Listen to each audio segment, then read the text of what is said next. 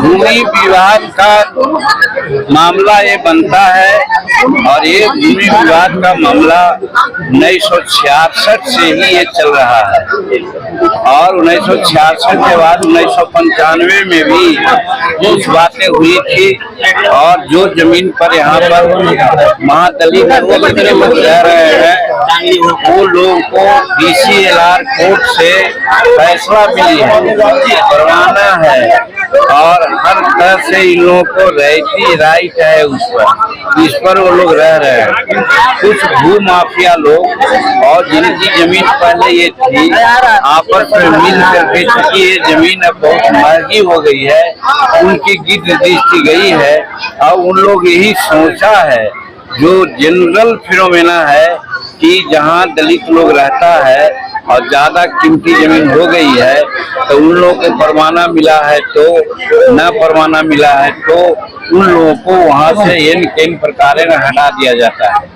इसी एपिसोड में ये भी आपको घटना है कि यहाँ पर जमीन 16 एकड़ समथिंग है और 16 एकड़ जमीन में 15 एकड़ 59 जमीन है और अब सड़क के किनारे हो गया है। ये जमीन कई 1 लाख रुपए कट्ठा की बात हो गई है। तो पहले तो लोगों के दिमाग था कि ये सब सालन का जमीन है, इस पर कोई मामला नहीं बनता, लेकिन अब जब जमीन महंगी हो गई है तो सब लोगों की अब इसमें गिद्ध दृष्टि लग गई कि किसी तरह से यहाँ दलितों को भगाओ यहाँ से।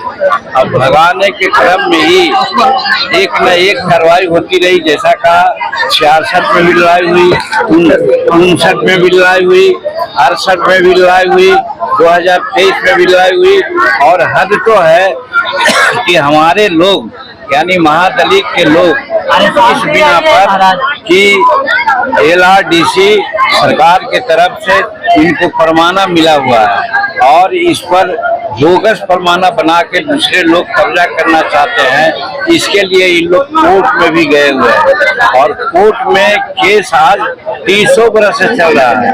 ये न्यायिक प्रक्रिया का दोष है। जो कहा जाता है कि टाइटिल है, बेटा दायर करता है, पोता उसको लड़ता है, वही कहानी यहाँ हो रही है। मैं यहाँ पर न्यायिक प्रक्रिया का दोष को हम कंडेम करते हैं कि गरीब घर के लोग इतना दिन नहीं रह सकते और अगर जो ये लोग टाइटिल किए हुए हैं इसका निपटारा अगर पहले हो गया होता, जो 24 साल से चल रहा है टाइटिल, अगर 10 साल पहले निपटारा हो गया होता तो शायद ये मामला नहीं आता। तो इसमें कोर्ट का भी दोष है, जिसके चलते भूमि माफिया को लगा कि इन प्रकार हम अब इसको जमीन को कब्जा करने हैं और कब्जा करने का एक ही तरीका उन लोगों का है कि घर में आग लगा दो, मार दो, डकैती कर दो और अनेक तरह से टॉर्चर करो ताकि लोग भाग जाएगा। हम धन्यवाद देते हैं यहाँ के लोगों को, गिद्धौर और कृष्णानगर के महादलितों को, कि जो आज तक खड़े हुए हैं। प्रशासन से हमने पूछा तो प्रशासन का जानकारी का अभाव है। उन लोगों ने कहा कि मात्र 3 बरस से लोग रह रहे हैं, जो कि सफेद झूठ है। ये 3 बरस से नहीं, 1966 से रह रहे हैं। एक साधु नाम आपसे बताया अभी, वो बेचारा बोलता है कि हमारे परबावा भी रह रहे थे यहाँ पर और वहाँ से आज तक हम लोग रह रहे हैं, हमारा जन्म यहीं पर हुआ है। तो प्रशासन का दोष ये है कि वास्तविकता को छिपा रहा प्रशासन, नहीं छिपाना चाहिए था। नियम है कि किसी की रहती जमीन भी अगर है और 12 बरस तक इस पर हम पर कब्जा है तो उस जमीन का टाइटिल हक हमको मिलता है। ये सरकार की नीति है, नियम है, उसके आधार पर भी इनको टाइटिल मिलना चाहिए था। जब इनको DCLR का कागज मिला हुआ है तब फिर वैसी परिस्थिति में इतना सुनिए ना, इस बात को इतना दिन खींचना उचित नहीं था। अगर टाइटिल का क्लियरेंस हो जाता तो आज इन लोग कब्जा में रहता और ये मामला नहीं होती। इसीलिए ये मामला न्यायिक दोष के चलते भी है और तीसरी बात यह है कि प्रशासन के लोग इस मामला को दबाना चाह रहे हैं। वो लोग 2-3 साल से रहे हुए बतला रहे हैं। इसका मतलब है भू माफियाओं को साथ दे रहे हैं, जबकि सच्चाई है कि 1966 से लोग रह रहे हैं। बाबा परबाबा भी रह रहे हैं, उनके पोता और पोता भी यहाँ पर रह रहे हैं। तो वैसी परिस्थिति में उनको छिपाना नहीं चाहिए था, और इस तरह से वो छिपा करके मामला को हल्का करना चाहते हैं। मैं आप लोगों के माध्यम से कहना चाहता हूँ कि यहाँ पर रेवेन्यू विभाग का वो कानून को इम्प्लीमेंट करना चाहिए जिसमें है कि 12 बरस तक अगर शेड्यूल कास्ट के लोग किसी रैयती जमीन पर ही अगर रह रहे हैं तो उनको टाइटल मिलना चाहिए। तो दोनों दृष्टिकोण से इन लोगों को हक मिलना चाहिए। अब जो आग लगाया है पेट्रोल छील करके, हमको समझ में आ रहा है कि जिस पासवान का नाम लिया गया है वो पासवान अकेले नहीं है, उसके पीछे अदृश्य कुछ शक्तियां हैं जिनके चलते हमको मालूम है यहाँ पर कि ऐसी शक्तियां यहाँ पर है कि जिसके चाहने पर ही हवा इधर उधर चलती है, उनके कहने से हवा भी नहीं इधर उधर कर सकती है। फिर ये घटना घट गई, इसका मतलब है कि अदृश्य रूप में वो लोग भी इस घटना को साथ दे रहे हैं। तो हम मांग करते हैं कि इस घटना का सीबीआई जांच हो, क्योंकि एक घर का मामला नहीं है और एक जगह का मामला नहीं है। बिहार में प्राय विधानसभा में भी हमने कहने का काम किया है कि बिहार में आज जो जमीन है गरीबों को मिली है उस पर कब्जा नहीं होने दे रहा है, परवाना खरीद ले रहा है, परवाना चोरी कर लेता है, परवाना से जबरदस्ती कब्जा कर लेता है और अपना परवाना रसीद कटा लेता है। ऐसा गैंग एक साधु नाम आपसे बताया है अभी, वो बेचारा बोलता है कि हमारे परबाबा भी रह रहे थे यहाँ पर और वहाँ से आज तक हम लोग रह रहे हैं, हमारा जन्म यहीं पर हुआ है। तो प्रशासन का दोष ये है कि वास्तविकता को छिपा रहा है प्रशासन, नहीं छिपाना चाहिए था। नियम है कि किसी की रैयती जमीन भी अगर है और 12 बरस तक इस पर हम पर कब्जा है तो उस जमीन का टाइटल हक हमको मिलता है। ये सरकार की नीति है, नियम है, उसके आधार पर भी इनको टाइटल मिलना चाहिए था।